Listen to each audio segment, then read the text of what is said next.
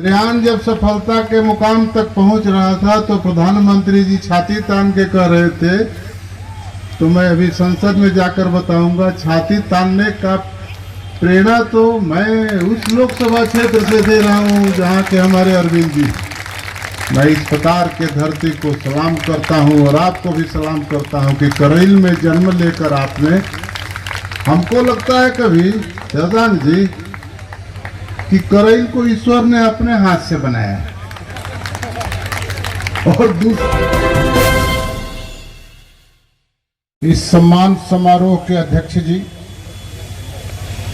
मंच पर उपस्थित सभी विशिष्ट नेतागण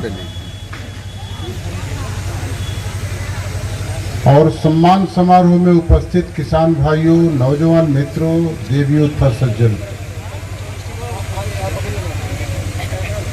मुझे आज अपने जीवन का अत्यंत हर्ष का क्षण महसूस मैं कर रहा हूं कि मैं जिस क्षेत्र का सांसद हूं उस क्षेत्र के मट्टी में पैदा हुआ व्यक्ति भारत के सम्मान को दुनिया में जाज्वल्यमान करने के लिए अपने प्रतिभा का प्रदर्शन किया। मैं सलाम करता हूं अरविंद जी और आपके योग्यता को मैं सलाम करता हूं। मैं बार बार इस बात को कहता रहा, ये करैल का इलाका आनंद जी जहूराबाद से मोहम्मदाबाद का भारत के इतिहास को अपने लेखनी से लिखता। अरविंद जी उसके जीते जागते उदाहरण। चंद्रयान जब सफलता के मुकाम तक पहुंच रहा था तो प्रधानमंत्री जी छाती तान के कह रहे थे, तो मैं अभी संसद में जाकर बताऊंगा, छाती तानने का प्रेरणा तो मैं उस लोकसभा क्षेत्र से दे रहा हूं जहां के हमारे अरविंद जी। मैं इस प्रकार के धरती को सलाम करता हूं और आपको भी सलाम करता हूं कि करैल में जन्म लेकर आपने, हमको लगता है कभी शहजान जी कि करैल को ईश्वर ने अपने हाथ से बनाया और दूसरे जगह की धरती जो बनी है वो ईश्वर के कारिंदों ने बनाया।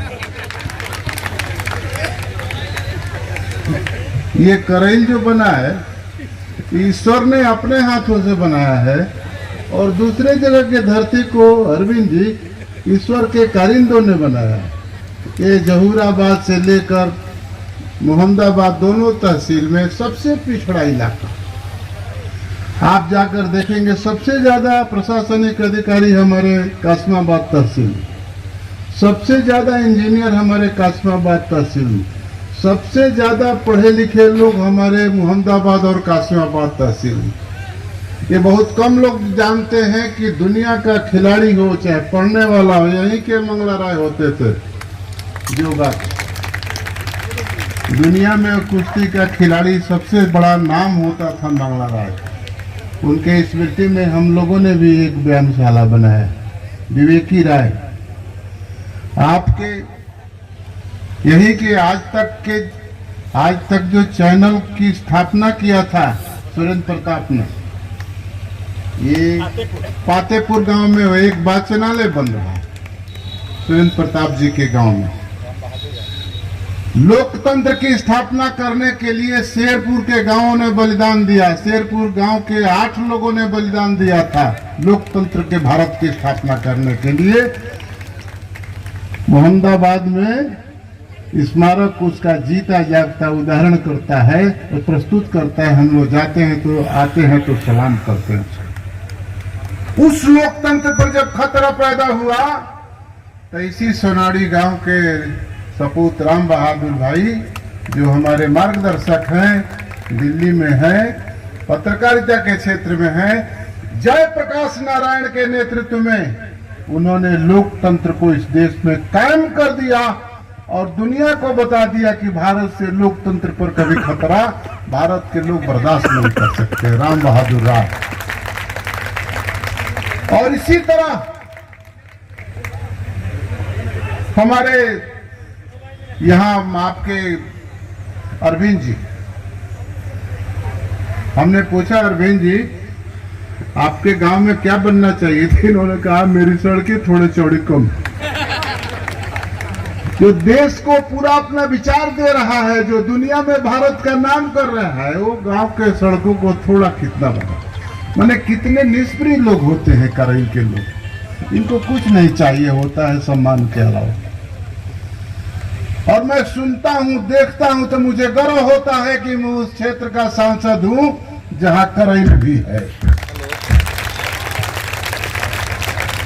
आप जानते हैं अरविंद जी, इस पर भी आप वैज्ञानिक अन्वेषण करना चाहिए। मैंने अभियान चलाया 1991 में, मैं बहुत कम उम्र में सांसद हो गया था।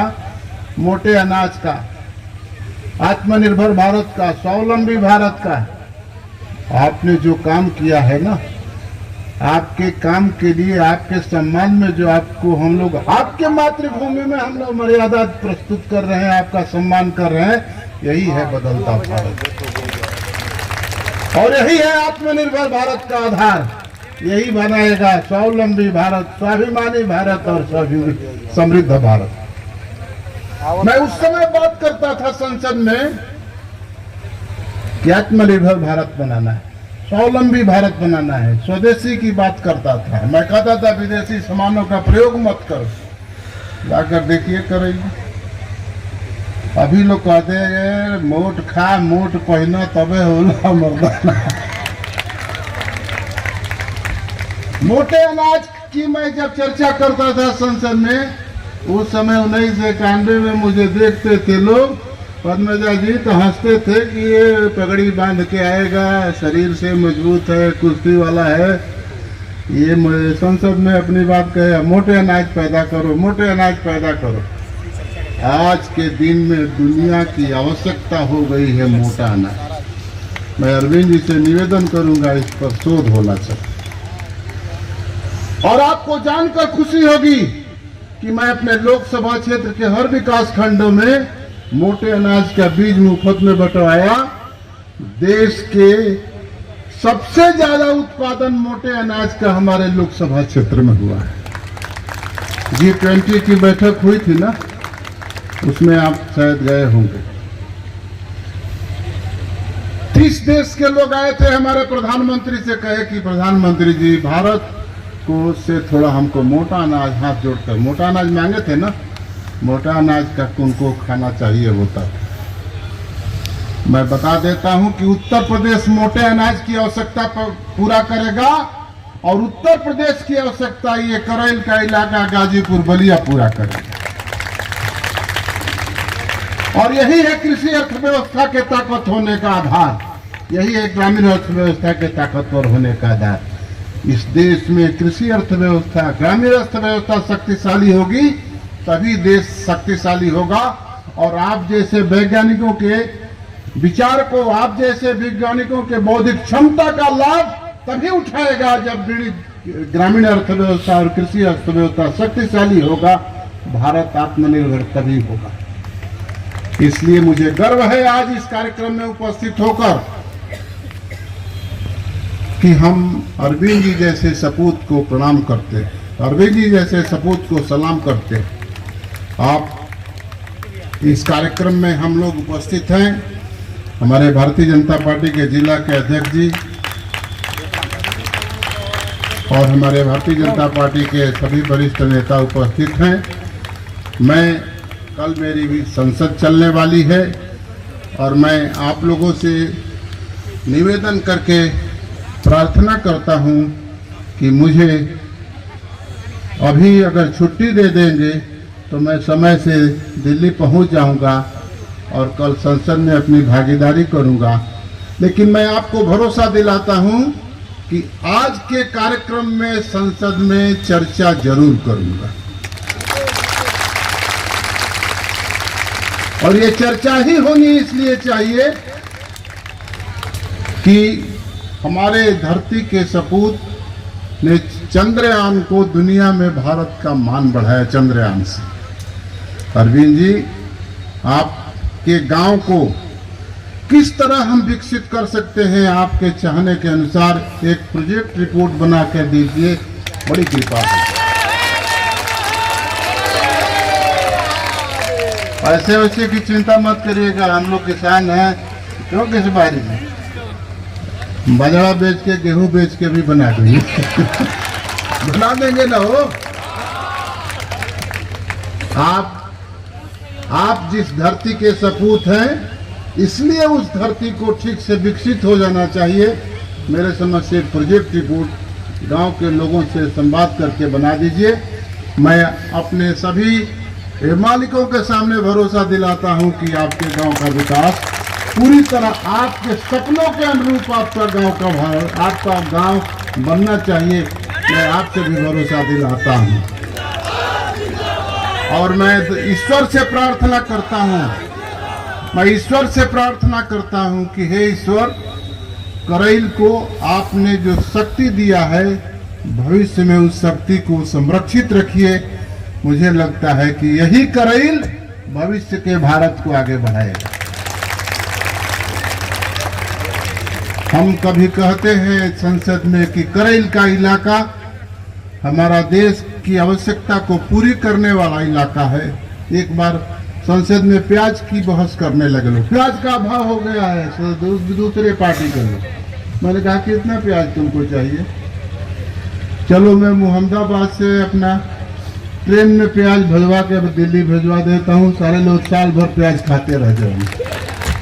अरे खाते प्याज कितना है भाई?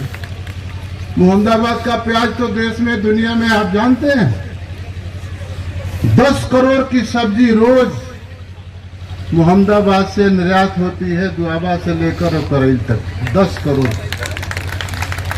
आप इस बात को समझ सकते हैं।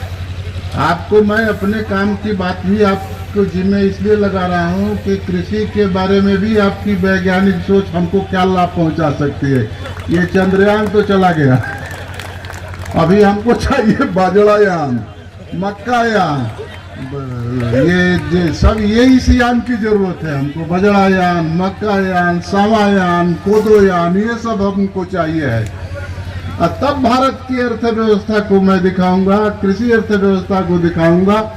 और सभी देवियों सज्जनों को मैं प्रणाम करते हुए आपको पुनः सलाम करता हूं कि आपने जो भारत में दुनिया का नाम बढ़ाया, ये करैल के धरती का प्रताप है। और फिर मैं कहता हूं, ईश्वर ने करैल को अपने हाथ से बनाया और दूसरे को किसी बिहारी भाई ईश्वर के कारिंदों ने बनाया, लेकिन करैल को ईश्वर ने अपने हाथ से बनाया। क्यों जी चंद्र भाई?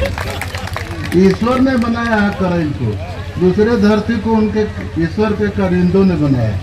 क्यों अजय जी? वही बात है ना अजय जी? हमारे अध्यक्ष जी तो हाँ नमस्कार।